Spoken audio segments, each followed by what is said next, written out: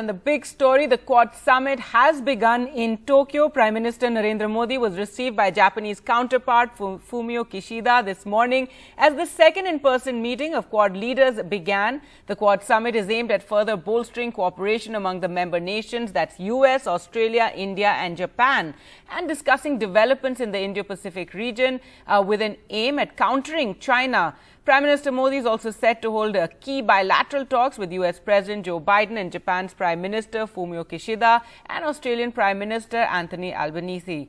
Prime Minister Modi, in his opening remarks ahead of the summit beginning, said that Quad has a constructive agenda for Indo-Pacific. It will become a force for good.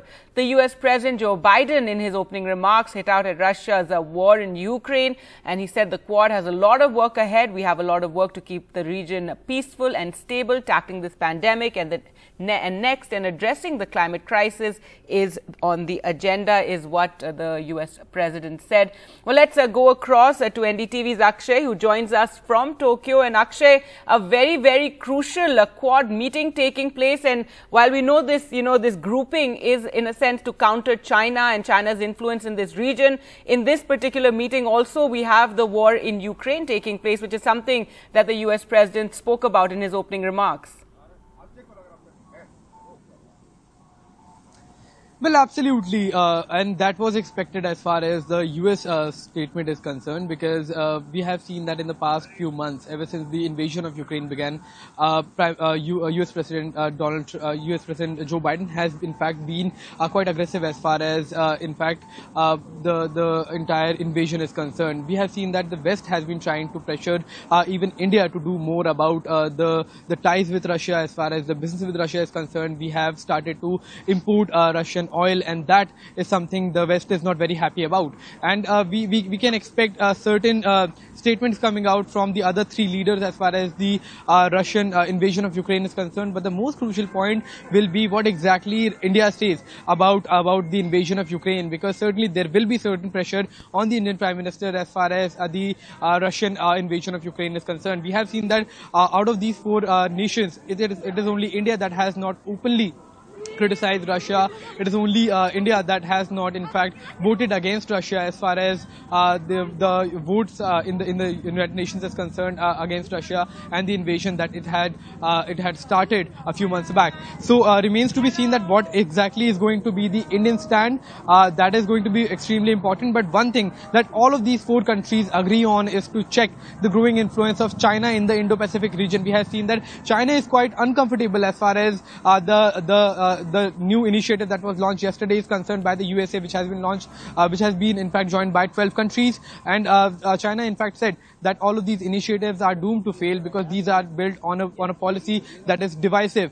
So that was clearly an attack by China on the US's initiative that in fact started yesterday. Also, it remains to be seen that what exactly is going to be reaction of China today, because there are bilateral meetings after the Quad Summit. Prime Minister Narendra Modi will first be meeting US President Joe Biden, then he will be meeting the Australian Prime Minister and the Japanese Prime Ministers as well. So certainly China is going to be one of the crucial talking points. But one thing US has signaled here from his opening remarks is that while China is going to be the prime focus, it has also not forgotten about Russia and the invasion of Ukraine that still continues right now, the attacks that still continue right now.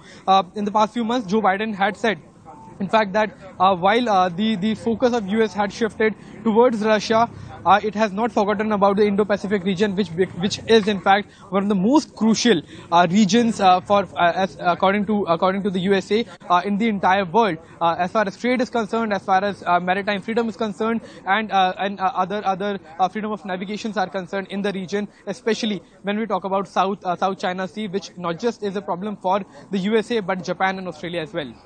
Right, Akshay, and as you said, a packed two-day visit of the Prime Ministers to Tokyo. This is day 2 and the Quad Summit is underway. And as you mentioned, there are these key bilateral meetings which will take place after that, with the Prime Minister engaging with all the, 3 other leaders who are there for the Quad Summit. And the crucial one will be with the US President. And as you mentioned, India has so far is the only country that hasn't outrightly criticized Russia and its invasion of Ukraine. In that sense, we've spoken about about, the human rights and human suffering over there. And so that will be an issue that the US president will be expected in that bilateral to push regarding the Russian invasion, and what key issues will be there for India to push at that bilateral?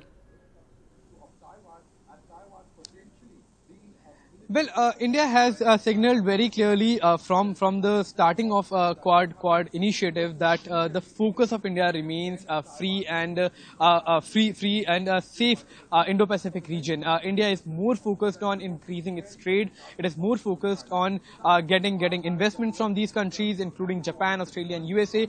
It is more focused on trade from these countries as well as technology that India expects to inflow from countries like Japan, Australia, and USA as far as trade is concerned.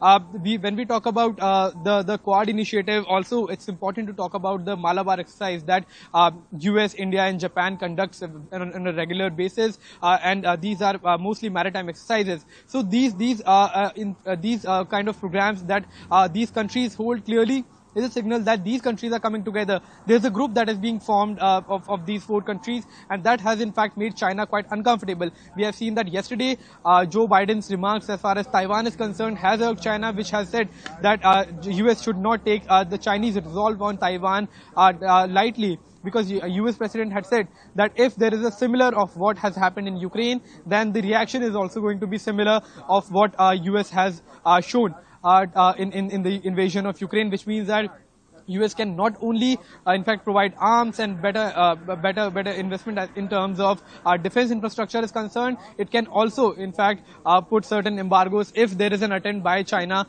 to invade or to take Taiwan by force. Because by force was the key word that was being used as far as the statement of US president is concerned. We said that it is going to destabilize the entire region, and that's not going to be a good thing for the world. So China is not happy about the statement that US president, one of the most powerful man in the world, has given, that if there is a similar of what has happened in Ukraine, then the reaction is going to be similar as well. So China has always expected that US adheres to one China policy.